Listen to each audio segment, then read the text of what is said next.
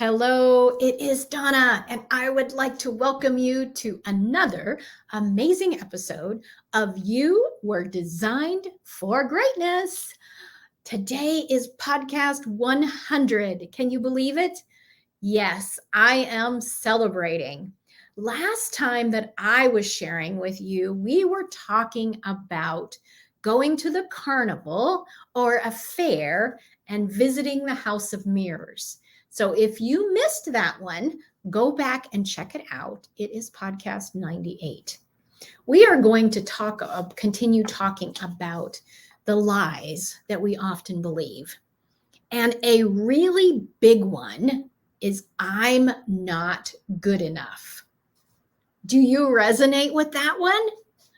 I did. For years, I wrote ideas and stories, even plays and talks, and stuck them conveniently in this private little drawer. That's where these things would stay hidden and no one would see them. I created Bible studies. I created programs. I created talks that I never planned on anyone seeing or hearing. Being an introvert, I liked the quiet. And sometimes an introvert is also, we call ourselves that when we're insecure, because introvert is accepted. Insecure is not so accepted.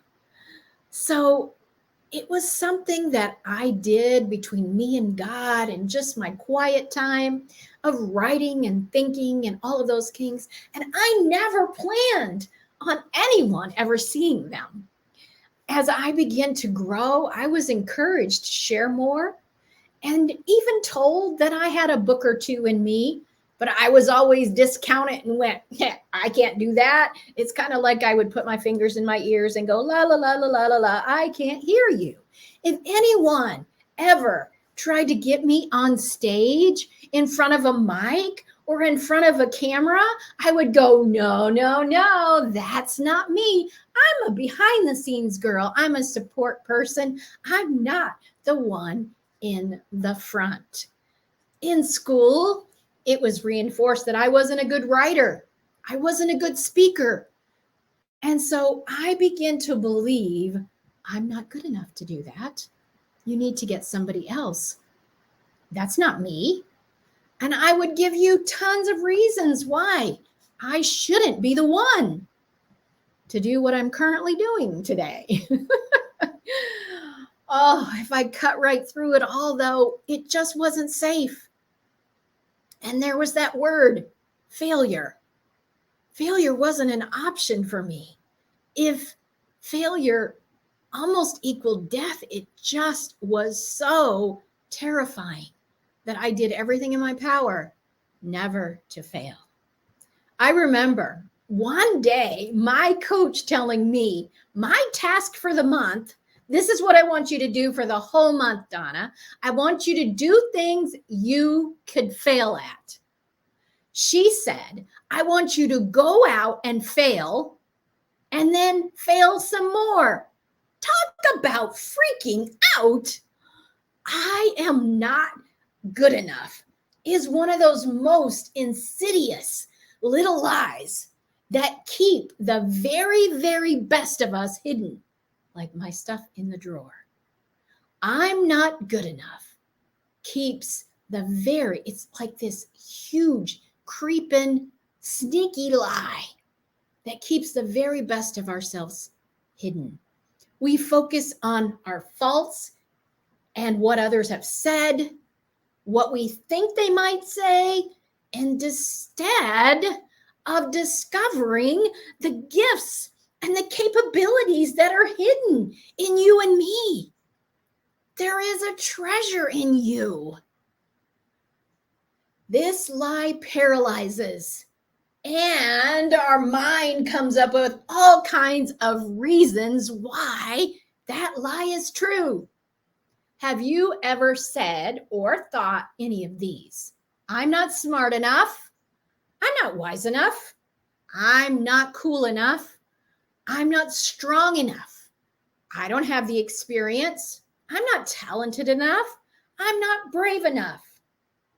How about I'm not pretty enough? I'm not thin enough. I'm not young enough. I'm not old enough. I'm not caring enough. I'm not outgoing enough. I'm not wise enough, bold enough. I'm not blank enough. What is your blank? I don't do that. I can't do that. I will sound stupid. What's your blank? I'm not blank enough. One of the things I begin to realize, I am only responsible to begin to try and use the gifts to fulfill the dreams in me, to take it and just try and grow and help others. I am not responsible for the way it turns out. I'm only responsible to try to paint the painting. I'm not responsible for your opinion of that painting. I'm only responsible to give the talk. I'm not responsible with what you think of the talk. I'm only responsible to do my part. And that's one of the things we often miss. When we only learn to try and do, taking a baby step toward getting a coach, painting the painting, recording your music, writing a book, learning a degree, whatever it is, when we begin to try, magical things happen because you will discover things in you were not aware. Release the responsibility. If you will, turn it over to God. Just begin to try. Have you ever noticed that history is filled with people who did amazing things who said they weren't good enough? Yes. Let's take a few from the Bible. Moses was a stutterer, but he spoke before kings. Jacob was a swindler and a liar, and he was the father of a nation. David, who God says was a man after his own heart, was actually an adulterer and a murderer. And then in the lineage of Jesus, a woman named Rahab is mentioned. And Rahab was a prostitute. Esther was an orphan. And Gideon said, I am the least in my whole tribe. That's like saying, I am the least person in the whole United States or whatever country you live in. Our family doesn't have to define us. Our mistakes don't define us. Unless you let it. Let's begin to cancel the not and then I'm not blank enough sentence. Let's say instead, I am. So how about we try these instead? I'm smart enough. I've learned enough to begin. I have cried enough to forgive and let the past go. I have surrendered enough. I've done enough to heal. For today, I just as I am, no modifications needed. I am enough to get this. If you're still struggling with your past, get a coach. If you want to learn how to do art more, learn more. But you are enough to begin to paint. You are enough to begin to write your songs, write your book. You are enough just as you are. You don't need to do more. You don't need to put it off. If we just float down the river of life without using any paddles, we will take us wherever the current leads us. Have you ever felt like that in your life? Everybody's opinion, the negativity in the world, you'll just float right along with everybody else and everybody's fine because we're all doing the same thing. But it takes effort to be different. and to say, I am going to use my gifts. I am going to be all that I can be. I am going to grow and get stronger and be more so that I can achieve the dreams that are in my heart. I heard a story of a couple that had taken some dancing lessons because they were going to go on a cruise. And they were really excited about the cruise. And it came to the evening when they got to the place, there was going to be dancing. The husband goes, come on, honey, let's go and try out our moves. And she says, no, there's no one on the dance floor. I'm not going to be the only one there that everybody's looking at.